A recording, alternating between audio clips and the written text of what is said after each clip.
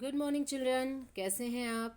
आशा है आप सब स्वस्थ हैं और खुश हैं और इस नए चैप्टर को पढ़ने के लिए आप सब उत्साहित हैं। तो आइए हम अपनी रिमझिम की पुस्तक में से पढ़ते हैं पाठ 13 स्वामी की दादी। बैठक और भोजन कक्ष के बीच कम हवादार अंधेरे गलियारे की बंद सी कोठरी में स्वामीनाथन की दादी अपने सारे सामान के साथ रहती थी। उनका सामान था 5 दरियों, 3 चादरों, 5 तकियों वाला भारी भरकम बिस्तर, पटसन के रेशे का बना एक वर्गाकार बक्सा और लकड़ी का एक छोटा बक्सा जिसमें तांबे के सिक्के, इलायची, लौंग और सुपारी पड़े रहते थे। ये दादी के कमरे के बारे में बताया गया और उनके चीज़ों के बारे में बताया गया है। रात के भोजन के बाद स्वामीनाथन दादी के पास उनकी गोद में सिर रखे लौंग इलायची की गंध भरे वातावरण में अपने को बहुत प्रसन्न और सुरक्षित महसूस कर रहा था। जैसे आप भी अपने दादी और नानी के पास में जब रहते हैं तो बहुत खुश रहते हैं ना, वैसे ही बड़ी प्रसन्नता से भरकर वह बोला, ओह दादी, तुम नहीं जानती राजम कितनी ऊंची चीज़ है। उसने दादी को राजम और मणि की पहले दुश्मनी और फिर दोस्ती की कहानी कह सुनाई। तुम्हें पता है उसके पास सचमुच की पुलिस की वर्दी है, स्वामीनाथन बोला। सच? उसे पुलिस की वर्दी क्यों चाहिए? दादी ने पूछा। उसके पिता पुलिस अधीक्षक हैं। अधीक्षक मतलब मुख्य प्रधान अधिकारी, है ना। वह यहाँ की पुलिस के सबसे बड़े अफसर हैं। दादी काफ़ी प्रभावित हुई। उनका सच में काफ़ी बड़ा दफ्तर होगा, उन्होंने कहा। फिर उन्होंने उन दिनों की कहानी सुनानी शुरू की जब स्वामीनाथन के दादा रौबदार सब मजिस्ट्रेट थे। जिनके दफ्तर में पुलिस वाले कांपते हुए खड़े रहते थे। उनसे डरकर खुकार से खुकार मतलब एकदम हिंसक, है ना, एकदम खतरनाक डाकू तक भाग खड़े होते थे। स्वामीनाथन अधीर मतलब उतावला होकर उनकी कहानी खत्म होने का इंतजार करने लगा, लेकिन दादी बोलती ही गई, इधर उधर भटकती हुई और अलग अलग समय पर घटी घटनाओं को गडमट करती हुई, है ना। स्वामीनाथन सोच रहा था कि दादी जैसी रुकेंगी वो अपनी बात बताए, लेकिन दादी जो है उनके दादाजी के बारे में, मतलब स्वामीनाथन के दादाजी के बारे में बताने लगी थी। बस काफ़ी है दादी, उसने रूखे स्वर में कहा। मैं तुम्हें राजम के बारे में कुछ बताना चाहता हूँ। जानती हो उसे गणित में कितने नंबर मिलते हैं? सारे नंबर मिलते होंगे, है ना? दादी ने पूछा। अरे नहीं, उसे 100 में से 90 मिलते हैं। चलो अच्छा है, लेकिन तुम्हें भी मेहनत करके उसकी तरह नंबर लेने चाहिए। तुम्हें पता है तुम्हारे दादा कभी कभी ऐसे उत्तर लिखते थे कि परीक्षकों को भी चकित कर देते थे। किसी सवाल का जवाब देने में वे दूसरों के मुकाबले 10वां हिस्सा वक्त लेते थे। मतलब जो दूसरे 1 घंटा लेते होंगे तो ये 10 मिनट में वो आंसर दे देते होंगे, है ना, ऐसा। और फिर उनके जवाब इतने शानदार होते थे कि कभी कभी उनके अध्यापक उन्हें 200 नंबर तक दे देते थे। जब उन्होंने एमए किया तो उन्हें इतना बड़ा मेडल मिला था। मैं कई सालों तक उसे गले में पहनती रही। पता नहीं मैंने कब उसे उतारा। हाँ, जब तुम्हारी बुआ पैदा हुई। नहीं, तुम्हारी बुआ नहीं, तुम्हारे पिता। याद आया, तब बच्चा 10 दिन का था।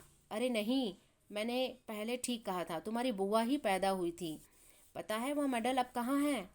मैंने वह तुम्हारी बुआ को दिया और उस बेवकूफ़ ने उसे गलवा कर 4 चूड़ियाँ बनवा ली, और वह भी इतनी मामूली सी चूड़ियाँ कि मैं हमेशा कहती रहती हूँ कि हमारे परिवार में उस जैसा महामूर्ख यानी बहुत बड़ा, बहुत ज़्यादा मूर्ख, है ना, कोई नहीं। और अब बस भी करो दादी, तुम बेकार की पुरानी कहानियाँ सुनाती रहती हो। क्या तुम राजम के बारे में नहीं सुनना चाहती? दादी बोली। हाँ हाँ बोलो दादी। जब राजम छोटा सा लड़का था तो उसने शेर मारा था। सच? बड़ा बहादुर लड़का है, दादी ने कहा। तुम यह बात मुझे खुश करने के लिए कह रही हो, तुम्हें यकीन नहीं हुआ होगा।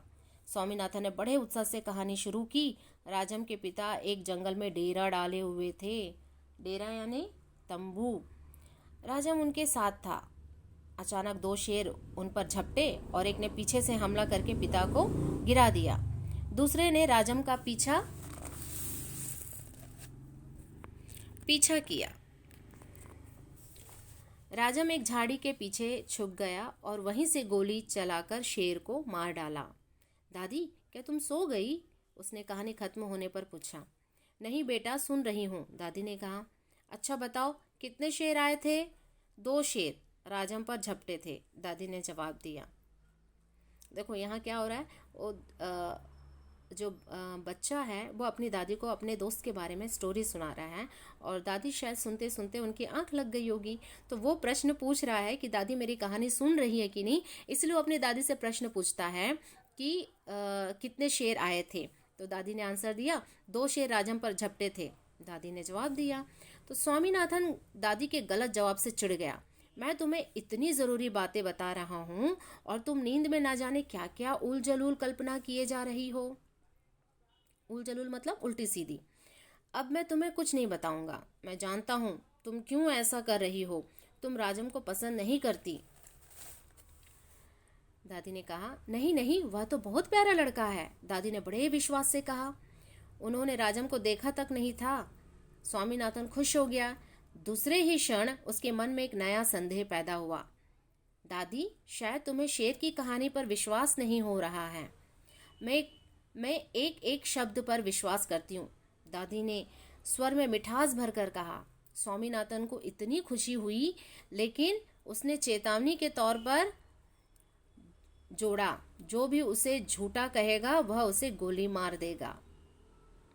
दादी ने इसका समर्थन किया और हरिश्चंद्र की कहानी सुनाने की बात कही, जिसने वचन का पालन करने के लिए सिंहासन, पत्नी और बच्चे को खो दिया, और अंत में उसे सब कुछ वापस मिल गया। उसने कहानी आधी ही सुनाई थी कि स्वामीनाथन खर्राटे लेने लगा। दादी भी रुक रुक कर बोलने लगी, फिर वह भी सो गई। इस कहानी को लिखा है R.K. नारायण और अनुवाद किया है मस्तराम कपूर ने। एक स्टोरी है स्वामीनाथन एक बच्चे की, जो अपनी दादी को कहानी बता रहा है। कहानी मतलब अपने दोस्त के बारे में बता रहा है। जनरली दादी नानी बच्चों को स्टोरी सुनाती है ना, पुराने समय की बातें बताती है, जिसे सुनना बहुत अच्छा लगता है, आपको भी पसंद होगा। तो इसमें क्या हुआ, स्वामीनाथन अपनी दादी को अपने दोस्त के बारे में बताता है कि किस तरह से उसका दोस्त बहुत होशियार है, बहुत अच्छे मार्क्स लेके आता है। चूंकि दादी ने तो उस बच्चे को देखा तक नहीं था, फिर भी वो बोलती नहीं नहीं, वो बहुत अच्छा लड़का है, क्योंकि वो अपने पोते से प्यार करती है। ठीक है, इसी प्रकार दादी और उस बच्चे के बीच में जो प्यार है, जो बातें हैं, उस चीज़ों के बारे में यहाँ पर दिया गया है। तो बेटा, आपकी भी दादी या नानी होंगी, तो उनके साथ भी आप समय बिताया कीजिए, उनके साथ आप प्यार से बातें कीजिए, उनकी सुन लीजिए, अपनी कुछ सुना दीजिए उनको, है ना, तो उनको भी बहुत अच्छा लगेगा। आई होप आपको ये चीज़ समझ में आया होगा। ओके बेटा, have a nice day, God bless you all.